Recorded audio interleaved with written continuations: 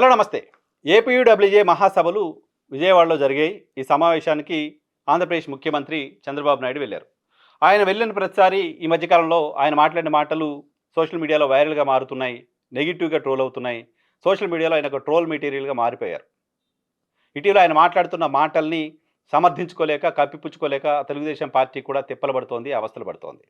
అటువంటి ఒక మాటే అక్కడ ఆయన మాట్లాడారనిపించింది. సో, మిగతా గతంలో మాట్లాడిన మాటలతో పోల్చొచ్చో లేదో కానీ అటువంటి మాట గాని నేను చూస్తా దాన్ని. ఏంటి ఆ మాట అంటే, పార్టీలకు మీడియా కరెక్ట్ కాదు అని చెప్తున్నారాయన. పార్టీలు మీడియా సంస్థలు నిర్వహించకూడదు అని చెప్తున్నారు. హిపోక్రసీ కదా! ఎదురుగా కూర్చున్న వాళ్ళంతా జర్నలిస్టులు. 5 ఏళ్ళో, 10 ఏళ్ళో, 20 ఏళ్ళో, 30 ఏళ్ళో, 40 ఏళ్ళో జర్నలిస్టులుగా పనిచేస్తున్న వాళ్ళు. సమాజం పట్ల కాస్తో కూస్తో స్పృహ ఉన్నవాళ్ళు. సమాజం పట్ల, రాజకీయ పార్టీల పోకడల పట్ల, రాజకీయ పార్టీలకున్న మీడియాల పట్ల అవగాహన ఉన్నవాళ్ళు. ఏ పార్టీ కోసం ఏ మీడియా పనిచేస్తుందో తెలిసిన వాళ్ళు. ఏ పార్టీ ఏ మీడియాని స్పాన్సర్ చేస్తుందో తెలిసిన వాళ్ళు. ఏ పార్టీ ఎజెండాని ఏ మీడియా మోస్తుందో తెలిసిన వాళ్ళు. అటువంటి వాళ్ళందరిని అక్కడ కూర్చోబెట్టుకొని తెలుగు రాష్ట్రాల్లో అత్యధిక మీడియా కలిగి ఉన్న ఒక పార్టీ అధ్యక్షుడిగా ఉన్న మీరు ఆ సభలో పార్టీలకు మీడియా ఉండకూడదని మాట్లాడితే మా వాళ్ళంతా ఖచ్చితంగా లోపల లోపల నవ్వుకొని ఉంటారుగా. మీ ముందు మీకు కనపడేలా నవ్వుకోవడానికి ఇబ్బంది పడ్డా లోపల లోపల నవ్వుకొని ఉంటారు కదా. వాళ్ళందరి ముందు మీరు పలచనై ఉంటారు కదా. ఇటువంటి మాటలు అవసరమా? ఇటువంటి మాటలు మాట్లాడాల్సిన అవసరం ఉందా? రాజకీయ పార్టీలకు మీడియా తప్పేంటి? కాంగ్రెస్ పార్టీకి మీడియా ఎప్పటి నుంచి ఉంది? నేషనల్ హెరాల్డ్ పత్రిక ఎప్పటిది? కాంగ్రెస్ పార్టీ పత్రిక కదా అది. కాంగ్రెస్ పార్టీ పత్రికగానే పాపులర్ కదా. కమ్యూనిస్ట్ పార్టీలకు పత్రికలు ఉన్నాయి కదా. ఆర్ఎస్ఎస్కు పత్రిక ఉంది కదా. భారతీయ జనతా పార్టీకి పత్రిక ఉంది కదా. మీడియా సంస్థలు ఉన్నాయి కదా. శివసేన పార్టీకి పత్రిక ఉంది కదా. అనేక పార్టీలకు పత్రికలు ఉన్నాయి కదా. పార్టీలకు పత్రికలు తప్పు కాదు చంద్రబాబు నాయుడు గారు. ఒక్కొక్క పార్టీకి సంబంధించిన ఎజెండాని చెప్పుకోవడం కోసం ఆయా పార్టీలు పత్రికలను ఏర్పాటు చేసి తమకు సంబంధించిన ఎజెండాని ప్రజల్లోకి తీసుకెళ్తాయి. తప్పేం లేదు. కమ్యూనిస్ట్ పార్టీకి సంబంధించిన ప్రజాశక్తి పేపరు, విశాలాంధ్ర పేపరు, ఉమ్మడి రాష్ట్రంలో తర్వాత విడిపోయిన తర్వాత నవ తెలంగాణ, మన తెలంగాణ పేరుతో తెలంగాణలోను, విశాలాంధ్ర ప్రజాశక్తి పేరుతో ఆంధ్రప్రదేశ్లోను పత్రికలు ఉన్నాయి. ఇక రకరకాల పార్టీలకు దేశంలో అనేక సందర్భాల్లో పార్టీలకు పత్రికలు, మీడియా సంస్థలు, ఛానల్స్ ఉన్నాయి. నడిపించుకుంటూ ఉన్నారు. అలాగే తెలుగు రాష్ట్రాల్లో వైఎస్ఆర్ కాంగ్రెస్ పార్టీ ఆ పార్టీకి సంబంధించిన పత్రికలుగానే సాక్షి, ఆ పార్టీకి సంబంధించిన ఛానల్‌గానే సాక్షి టీవీ కంటిన్యూ అవుతున్నాయి. అదే సమయంలో తెలంగాణ ఉద్యమం సమయంలో మొత్తం సీమాంధ్ర మీడియా తెలంగాణ వార్తల్ని చూపించట్లేదు, తెలంగాణ ఉద్యమాన్ని కవరేజ్ ఇవ్వట్లేదు అని తెలంగాణ కోసం టీ న్యూస్, నమస్తే తెలంగాణ లాంటి పత్రికలు అప్పుడొచ్చాయి. ఆ తర్వాత బీఆర్ఎస్ పార్టీకి సంబంధించిన పత్రికలుగా అవి కంటిన్యూ అవుతున్నాయి.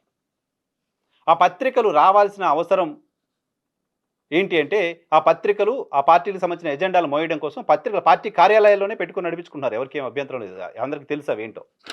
కానీ ప్రమాదం ఎక్కడుందంటే, అది పలానా పార్టీ పత్రిక అని పార్టీ కార్యాలయంలో పెట్టుకొని నడుపుతున్న పత్రికలతో, ఛానల్స్‌తో పార్టీలకు ప్రమాదం, ప్రజాస్వామ్యానికి ప్రమాదం లేదు. కానీ మేము ప్రజల కోసం పనిచేస్తున్నాం, మాకు ఏ పార్టీతో సంబంధం లేదు అని చెప్పి పార్టీల ఎజెండా మోస్తున్న పత్రికలు ఉంటాయి చూడండి, వాటితో ప్రమాదం ఉంది.